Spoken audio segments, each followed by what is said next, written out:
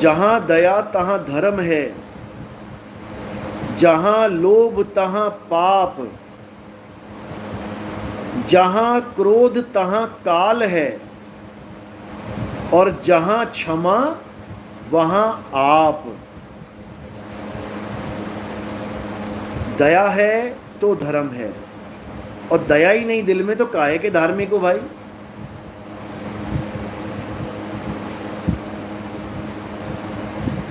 जहां लोभ तहां पाप, जहां पर भी लोभ है वहीं पाप पैदा होता है। 2 नंबर का पैसा कमाओ, लोगों को दुखी करो,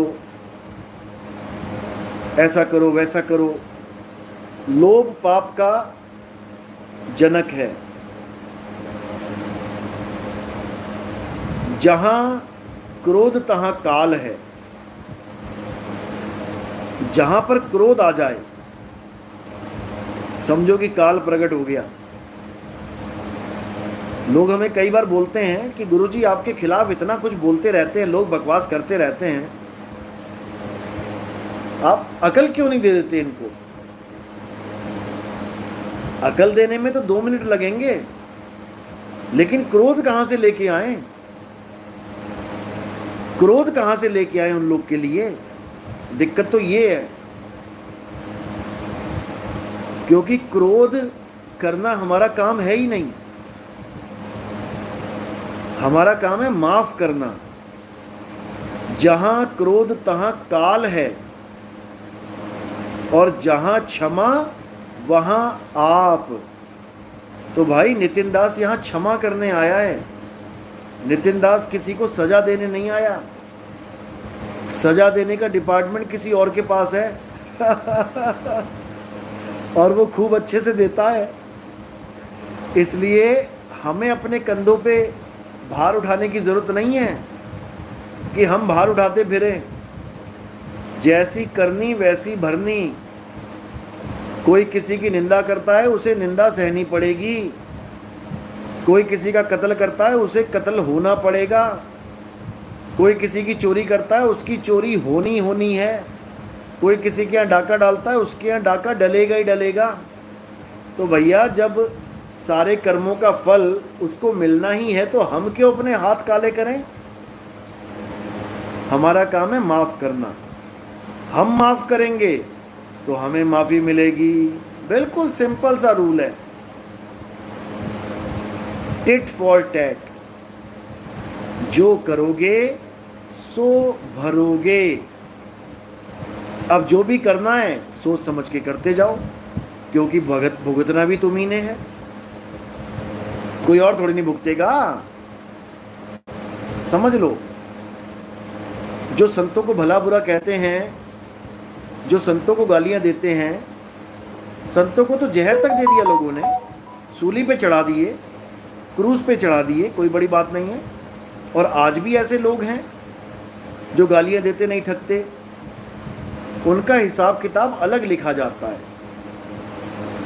उनका हिसाब किताब ऐसा लिखा जाता है कि वो रो रो के घुटने घिस जाएंगे, उनके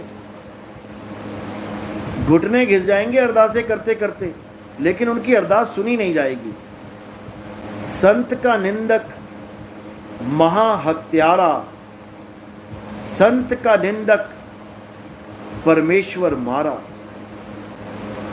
समझ लो। मोहम्मद साहब हो गया आगे तो सिख बन गया, ईसाइयों के बन गया आगे तो ईसाई बन गया। समझो। जैसा जिसको नबी मिला वो वैसा ही बन जाता है, जैसा जिसको गुरु मिला वो वैसा ही हो जाता है। जल परमाने माछली, जल परमाने माछली, कुल परमाने शुद्धि। और जिसको जैसा गुरु मिला उसकी वैसी बुद्धि।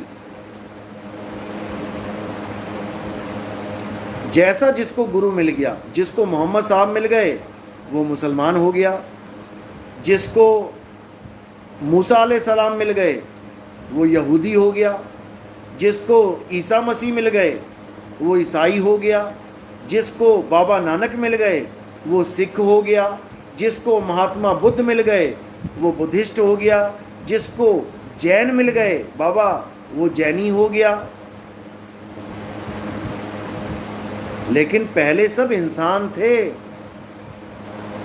आज इंसान कोई बचा ही नहीं है। अब इंसान कोई बचा ही नहीं है, अब सब बट चुके हैं, हिंदू, मुसलमान, सिख, ईसाई, यहूदी, मैं बौद्धिस्ट, मैं जैनी। अरे तुम कब कहोगे कि मैं इंसान हूं? हम बचपन में गाना सुनते थे, तू हिंदू बनेगा न मुसलमान बनेगा, इंसान की औलाद है, इंसान बनेगा। ये गाना पता नहीं कहाँ चला गया, ये गलती से भी नहीं आता कभी, ना रेडियो पे, ना टीवी पे, ना यूट्यूब पे, ये गाना ही गायब कर दिया इन लोगों ने। ये हिंदू मुसलमान करने वालों ने इस गाने को ही पता नहीं डिलीट ही मार दिया, क्या कर दिया, गलती से भी नहीं आता। ये कोई रील भी नहीं बना रहा इसके ऊपर कि चलो ये कान में ये सुनने को मिल जाए। इतनी बुरी हालत हो गई है हमारी। तो अब जो पंथ चलेगा ये सबको इंसानियत सिखाएगा। हिंदू, मुस्लिम, सिख, ईसाई, जैन, बुद्ध बहुत सिखा दिया, बहुत सिखा दिया, सबको अलग अलग बहुत कर लिया। अब एक करने का समय आया है, अब सबको एक होना है। अल्लाह के नाम पे, मौला के नाम पे, वाहिगुरु के नाम पे, गॉड के नाम पे, परमात्मा के नाम पे, बुद्ध के नाम पे, जैन के नाम पे, अब सबको एक होना है। समझ लो, एक हो जाएंगे, एक रहेंगे तो सेफ रहेंगे। ये केवल एक जात एक पात के लिए नहीं बोला गया है, एक रहेंगे तो सेफ रहेंगे। अरे सारे धर्म एक हो जाओ ना भाई, सारे एक हो जाओ। कब एक होंगे हम सब? जब हम सत्य को जान लेंगे, सत्य आखिर है क्या। और सत्य को नहीं जान पाए तो भूल जाना कि एक हो जाएंगे, कभी नहीं हो सकते। तो सत्य क्या है इसको समझ लो। इस दुनिया में दो प्रकार के तत्व हैं, एक असत्य और एक सत्य। ये संसार और संसार की सारी चीजें ये सब असत्य हैं।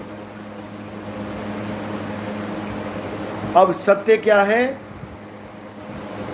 आत्मा ही सत्य है। आत्मा कह लो, आत्म देव कह लो,